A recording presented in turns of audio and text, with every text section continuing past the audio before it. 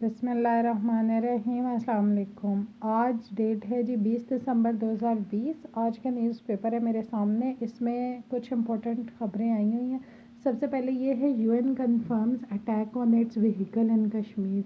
ये आप लोगों को रिसेंटली पता चला होगा, 2 दिन पहले यूएन के आए हुए थे observer, UN military observers group, जो कि आया हुआ था इंडियन अटैक्स जो इन्होंने हमारी किए हुए थे, क्रॉस बॉर्डर फायरिंग वगैरह, उसको देखने के लिए आए हुए थे। लेकिन इनको उस दौरान इनकी गाड़ी को टारगेट किया गया है इंडियन साइड से, और वो टारगेट करने के बाद में उस गाड़ी के अंदर 2 ऑफिसर्स थे जो कि उनको कुछ नहीं हुआ, अनहार्म्ड रहे। लेकिन उनकी जो गाड़ी थी उसके ऊपर निशान आए हैं, जो भी इन्होंने उधर से फायरिंग वगैरह की है उसकी। पहले पाकिस्तान ने इस चीज़ की न्यूज़ दी, जो कि न्यूज़ ब्रेक करने के एक दिन के बाद में अब यूनाइटेड नेशंस ने भी इस चीज़ को कंफर्म कर दिया है। और पाकिस्तान ने जो यहाँ पे इंडियन एम्बेसडर जो है, आई गेस एम्बेसडर को ही, या जो भी इंडियन रिप्रेजेंटेटिव है, उसको इन्होंने वही रूटीन में उसको बुलाया है और उसको वो क्या कहते हैं, सरजनिश वगैरह की गई है। इस सिलसिले में यूएन का जो इसके ऊपर रिस्पॉन्स आया वो ये आया है कि हमारी गाड़ी गई थी, उसके ऊपर अटैक किया गया है। ये न्यूज़ कंफर्म है, लेकिन कब, कैसे, किसने किया है, उसकी डिटेल्स उन्होंने कहा है कि आफ्टर इन्वेस्टिगेशन हम आपको इन्फॉर्म कर देंगे। दूसरी थोड़ी सी इम्पोर्टेंट न्यूज़ ये है कि licences of 50 pilots cancelled after scrutiny. आप लोगों को पता होगा कि जिस टाइम पे कराची में प्लेन क्रैश हुआ था, उसके बाद पता चला था कि पायलट्स की फेक डिग्रीज़ हैं। इस इशू को लेके चला गया, तो इस टाइम पे वो कहते हैं कि 860 कमर्शियल पायलट्स थे जिनकी कि सिविल एविएशन अथॉरिटीज़ ने उनकी डिग्रीज़ को रिव्यू किया और उसके बाद में 50 के जो लाइसेंसेज है वो कैंसिल कर दिए। और ये है मेन इसमें ख़बर। फिर अगली जो एक अहम न्यूज़ है वो ये है, new border crossing point with Iran open. Iran के साथ में आप लोगों को पता है कि हम बॉर्डर शेयर करते हैं, और हमारा जो है वो तफ्तान बॉर्डर शेयर होता था, और उसके ऊपर वो कह रहे हैं कि बहुत ज़्यादा प्रेशर था क्योंकि ट्रेड भी उसी रूट से हो रही थी, और जो हमारे वो जाते थे पिलग्रिम्स वो भी इसी रूट को ही यूज़ करते थे, क्योंकि वहाँ पे ज़ियारतें वगैरह हैं। शिया कम्युनिटी पाकिस्तान की जो है वो मोस्टली इसी रूट को यूज़ करती है। तो ये बॉर्डर क्रॉसिंग पॉइंट है लास्ट 70 ईयर्स का। तो अभी उन्होंने एक न्यू बनाया है, वो ये है बॉर्डर पोस्ट 250 इनसाइड ईरान। मुझे लगा है कि ये शायद उसका नाम है, लेकिन मुझे कंफर्म नहीं है कि उसका नाम क्या है। अब वो कह रहे हैं कि ये जो क्रॉसिंग पॉइंट है हो गया ओपन, तो उसका फ़ायदा ये होगा, एक तो ये स्ट्रेंथन होंगे हमारे बायलैटरल टाइज, और हमारी इंक्रीज़ होगी इकोनॉमिक एक्टिविटीज़। ये थी इसमें इम्पॉर्टेंट न्यूज़।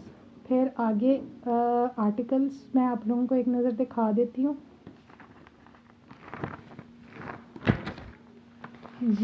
ये काउंटरिंग एक्सट्रीमिज़म है। ये कुछ ज़्यादा ही वो अजीब कॉम्प्लिकेटेड सा था, तो इसको मैंने छोड़ दिया है क्योंकि इसका CSS वालों से लिंक मुझे बहुत ज़्यादा नहीं लगता। ये कैबिनेट मीटिंग हुई है, उसमें कुछ डिसीजंस लिए गए थे जिसके बारे में इन्होंने लिखा है। ये PDM रैली टेक अवे, इसकी कोई ज़रूरत नहीं है। PDM क्या कर रही है, क्यों कर रही है, उससे हमारा जो है अपना टाइम वेस्ट करने की ज़रूरत नहीं है। हाँ, ये एक इम्पॉर्टेंट है ज़ू क्लोजर की। आप लोगों को पता होगा रिसेंटली हमारे जो यहाँ पे सबसे पहले एलिफेंट था, इन्होंने उसको जॉर्डन में उसको ट्रांसपोर्ट किया। उसके बाद में 2 बियर्स थे जिनको कि इन्होंने रिसेंटली भेजा है, एक सेकेंड, वो बियर्स को इन्होंने जॉर्डन भेजा है और उसको इन्होंने एलिफेंट को कंबोडिया भेजा था। तो अभी उसके बाद में एक नई डिस्कशन जो है वो चल रही है कि हमारे जो हैं ज़ूज़ इनको क्लोज़ कर दिया जाए ताकि जो जानवर हैं उनके ऊपर जुल्म वगैरह ना किया जाए। अब हम नेक्स्ट पेज पे चलते हैं। ये एक इंटरेस्टिंग आर्टिकल है, पी का बू फ्रॉम K2। ये पी का बू फ्रॉम K2 में है क्या, वो कहते हैं कि हमारी जो है एक क्या कहते हैं कि हम लोग क्रिकेट लविंग नेशन है, हम लोग क्रिकेट को इम्पोर्टेंस देते हैं, जबकि हमारे पास हाईएस्ट माउंटेन रेंजेस हैं पाकिस्तान के पास, जो कि बाहर से लोग आते हैं और उसको सबमिट करने के लिए। और हमारे यहाँ क्या है कि हम लोग उसको, इस चीज़ को या इस प्रोफेशन को ज़्यादा इज़्ज़त नहीं देते, ज़्यादा इम्पोर्टेंस नहीं देते। तो उसमें वो कहते हैं कि ना ही हमारे यहाँ कोई वो है, क्या कहते हैं कि प्रोफेशनल ट्रेनिंग नहीं है। हमारे जो लोग होते हैं उनकी जी ड्यूटी एज़ पोर्टर वो साथ काम करते हैं जो बाहर से आए हुए होते हैं उनके साथ। और फिर उनके साथ वो जो पोर्टर जाते हैं, कोई छोटे लेवल तक जाता है, कोई ज़्यादा ऊपर तक जाता है। तो जो जहाँ तक जाता है उस लेवल तक पहले उनके पास तालीम की कमी होती है, फिर ये वो काम वगैरह करते हुए वो ये चीज़ें सीखते हैं। तो उनमें से कोई कोई उठ के आता है और वो उसके बीच में इसको एज़ अ प्रोफेशन यूज़ करता है। तो उसमें वो कहते हैं कि हमारे यहाँ सिर्फ चंद एक नाम है। कौन कौन से नाम है? एक नज़ीर साबिर साहब का हो गया, एक हसन है, अली सदपरा है और समीना बेग है। अभी अली सदपरा ने कहा है कि वो 2016 में उन्होंने सबमिट किया था नंगा परबत को फॉर द फर्स्ट टाइम। और फिर उसके बाद में उन्होंने इस दफ़ा कहा है कि वो अब सर्दियों के बीच में केटी को क्या कहते हैं, केटू उनका नेक्स्ट टारगेट है। वो 44 ईयर्स ओल्ड हैं, उनके साथ उनका 22 ईयर्स ओल्ड बेटा भी है जिसका नाम है साजिद अली, और साथ उनके एक और बंदा है जॉन स्नोरी जो इसकी एज है 47 और वो आइसलैंड से है। तो वो कहते हैं कि ये जो है क्या कहते हैं, अली सदपरा साहब, ये हैं जी एक छोटे से गांव के जिसका नाम है सदपरा, स्कर्दू के करीब है जीबी में ये। और वो कहते हैं कि लैक ऑफ ट्रेनिंग थी, लेकिन एज पोर्टर इन्होंने अपना करियर स्टार्ट किया 95 से 2003 तक। फिर पहले वो लो लेवल पर जाते थे, फिर वो हाई एल्टीट्यूड पे जाना शुरू हुए, और फिर उन्हें लगा कि बेहतर ये है कि मैं इसको एज़ माउंटेनियर इस प्रोफेशन को अडॉप्ट करूं। और फिर उन्होंने इसको अडॉप्ट किया और फिर ये है कि वो चल रहे हैं। तो इनका ख्याल ये है कि हमारे पास यानी ओवरऑल हमें ये करना चाहिए कि हमें इस प्रोफेशन को इज़्ज़त देनी चाहिए, इसके ऊपर कुछ इन्वेस्टमेंट वगैरह करनी चाहिए। और ये है कि हम लोग सिर्फ क्रिकेट ही ना खेलें, हम लोग इस साइड पे भी हैं। जब सारी दुनिया के अंग्रेज़ इधर आके तो वो करते हैं, तो फिर हमें भी ये चीज़ें जो हैं करनी चाहिए। ठीक है, फिर आगे आज के न्यूज़पेपर में बहुत ज़्यादा लंबा चौड़ा नहीं आया कुछ। संडे का न्यूज़पेपर जो होता है मोस्टली उसमें चीज़ें बड़ी आ जाती हैं एक्स्ट्रा ऑर्डनरी, लेकिन आज कम आई है। हाँ, ये एक है आंटी एग्नी का।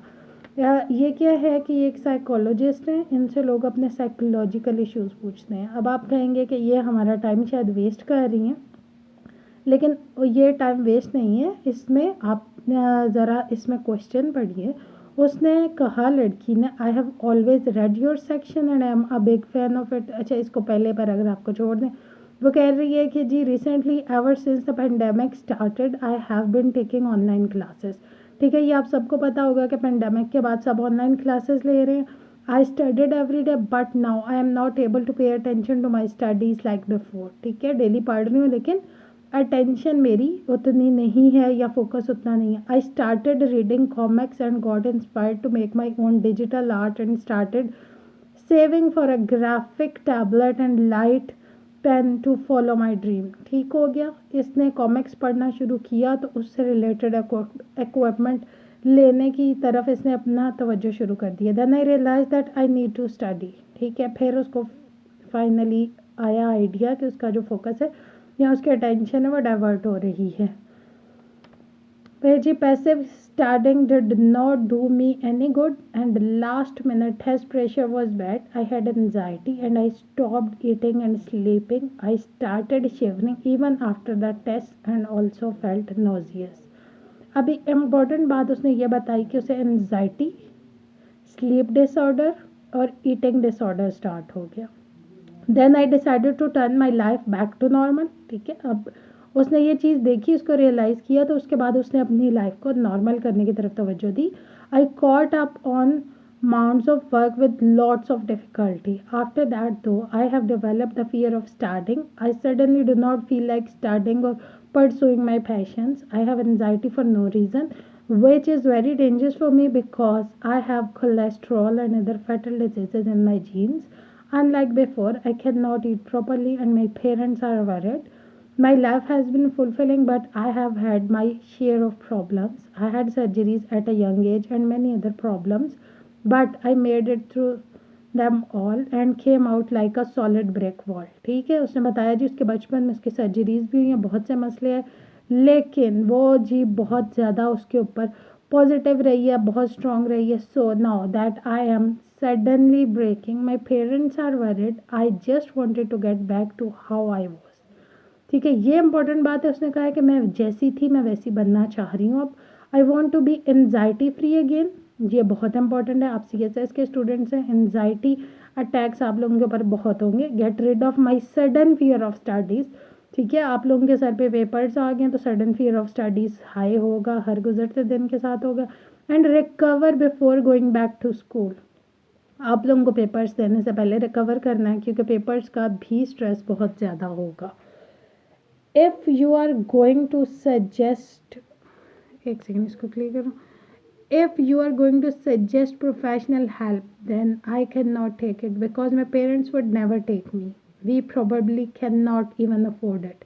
ठीक है जी, उसने कहा है जी कि हम लोग प्रोफेशनल हेल्प किसी सूरत नहीं ले सकते, आप अपनी बातों से हमें बताएं. मुझे लगा कि ये CSS के स्टूडेंट की सिचुएशन जो है उससे रिलेट करता है, तो इसलिए मैंने इसको आप लोगों के साथ डिस्कस करना ज़रूरी समझा. अब इसमें उन्होंने क्या उसको रिस्पॉन्स क्या दिया है. ठीक है, एक सेकेंड हम पढ़ते हैं. Dear anxious, you are not the only person who hasn't been able to focus. ठीक है, आप इकलौती नहीं है जो कि फोकस ना कर पाई हो. The pandemic has been hard on a lot of people. ये रियलिटी है जी. The world has changed very quickly and many of us have ended up being confined to our homes. ठीक है, ये कंफर्म हो गया कि हम सारे के सारे अपने अपने घरों में कैद हुए हैं. While socialising has been reduced dramatically since many of us don't have a rigid routine imposed on us anymore. We have become relaxed and sometimes even unproductive. ठीक है जी, हमारी एक कोई फिक्स्ड रूटीन नहीं है, तो इसलिए हम लोग रिलैक्स्ड भी हैं और अनप्रोडक्टिव भी हैं. therefore it is extremely important to get back in control and impose a routine on ourselves. वो कह रहे हैं इसलिए इम्पोर्टेंट है कि हम लोग अपने आप को कंट्रोल करें और एक रूटीन अपने ऊपर इम्पोज करें. In short, what I am advising you will only work if you actually do it. It is on you now. ठीक है, उन्होंने कहा कि अब ये आपके अपने हाथ में किस तरह से कि आप अभी अपनी सिचुएशन को कंट्रोल करते हैं, अपनी स्टडीज़ पे फोकस करते हैं. कैसे? On to the most important lesson this pandemic has taught us, nothing is in anyone's control. ठीक है, पहली बात ये समझने की है कि कुछ भी किसी के कंट्रोल में नहीं है. हमें पेंडेमिक सिचुएशन ने ये बताया. You can only try your best to work towards your goals. ठीक है, आप जितनी एफर्ट डाल सकते हैं आप अपना बेस्ट इसमें डालिए, but there are no guarantees. कोई गारंटी नहीं है कि आपको इसमें कामयाबी मिल जाएगी. For many people especially those dealing with anxiety it helps if they remind themselves that they are not running the world. Okay, वो कह रहे हैं कि जो एनजाइटी रिलेटेड इश्यूज़ वाले लोग हैं, अगर वो ये बात समझ जाएं कि दुनिया वो कंट्रोल नहीं कर रहे, तो वो उनका जो एनजाइटी इशू है वो बहुत हद तक सॉल्व हो जाएगा. फिर आगे इन्होंने क्या कहा. Now let's address your procrastination and general lethargy. It is extremely important that you push your self out of your comfort zone every day. सबसे इम्पॉर्टेंट बात यह है कि अपने कम्फर्ट जोन से, अपनी सुस्ती से खुद को बाहर निकालें. Make a time table today with details of how you will utilize your days. Okay, सबसे पहला काम है कि अपना टाइम टेबल बना लें, उसमें क्लियरली लिख लें कि आप अपने डेज को कैसे यूटिलाइज करेंगे. Then push yourself to follow it. फिर आपने खुद को धक्का दे के मजबूर करके जो भी टाइम टेबल बनाया उसे हर हाल में फॉलो करना है. Your time table should have times to study. ठीक है, सबसे पहले आपने पढ़ाई का उसमें टाइम सेट करना है. In short burst with 5 to 10 minutes break in between. इसके बीच में आपने 5 से 10 मिनट की ब्रेक लेनी है. If you have a hard time studying for 2 hours straight, अगर आपने 2 घंटे मुसलसल पढ़ लिया है और बहुत थक गया, it is very important to put your phone away while you study. सबसे इम्पोर्टेंट बात, जब आपने पढ़ना है अपना फ़ोन खुद से दूर रखना है. Ideally in another room. बेहतर यह कि किसी दूसरे रूम में हो. And avoid it even during your break. और अपने ब्रेक में भी आपने इसको उठाना नहीं है. I strongly suggest you start your day with prayer और मेडिटेशन. ठीक है जी, आप नमाज़ पढ़ें या फिर कोई योगा शोगा करें, एक्सरसाइज करें, कुछ भी करें। Make sure you are an undisturbed during your prayer और meditation. Close your eyes, pay attention to any thoughts that come in to your mind and focus on your breathing. सबसे पहला काम ये है कि जी आप उठ के अपना जो भी इबादत करते हैं उसे करें। Also make sure you get some form of exercise every day, और थोड़ी बहुत एक्सरसाइज डेली करें, because we are spending so much time indoors during this pandemic. It is extremely important to stay active.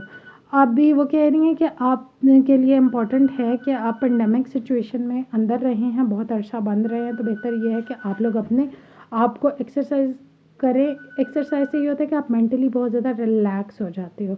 It is extremely important to stay active. If you can not go outdoors for a walk और a run, try a free online exercise class. ठीक है जी, अगर आप बाहर नहीं जा सकते तो आप free online exercise classes YouTube पे ढेर ढेर ढेर अवेलेबल हैं।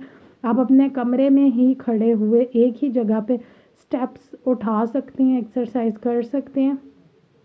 बहुत थोड़ी सी जगह के ऊपर आप सब कुछ मैनेज कर सकते हैं। There are plenty out there and if you mix it up with yoga it should help you relieve your anxiety. ठीक है, उन्होंने कहा कि आप एक्सरसाइज के साथ जो भी करनी है उसके साथ में आपने योगा को ऐड कर लें तो आप अपने आप को एनजाइटी फ्री कर लेंगे। Make it a point to listen to motivational talks online. ठीक है जी, अगली बात उन्होंने कहा है कि आप मोटिवेशनल टॉक्स को सुने, लेकिन आप लोग शायद वो सुनते सुनते स्ट्रेस में ही ना चले जाएं, तो थोड़ी सुने, नहीं तो फिर आप बैठ के लेक्चर सुने। Make it a point to listen to motivational talks online. There are plenty of speakers out there and you can follow the one who appeal to you. Follow this routine for a month. Okay, hopefully it will become a lifelong habit, pandemic or no pandemic. Best of luck with your studies and life in general. I hope this helps. जी, ये है कि आप लोग भी इसको follow करने की कोशिश कीजिए, इंशाल्लाह ये हो जाएगा। परेशान होने की ज़रूरत नहीं है। मैं अपनी कैपेसिटी में जो कर सकी तो मैं आप बिल्कुल जी फरवरी तक आप लोगों का साथ दूंगी और इंशाल्लाह डेली दूंगी।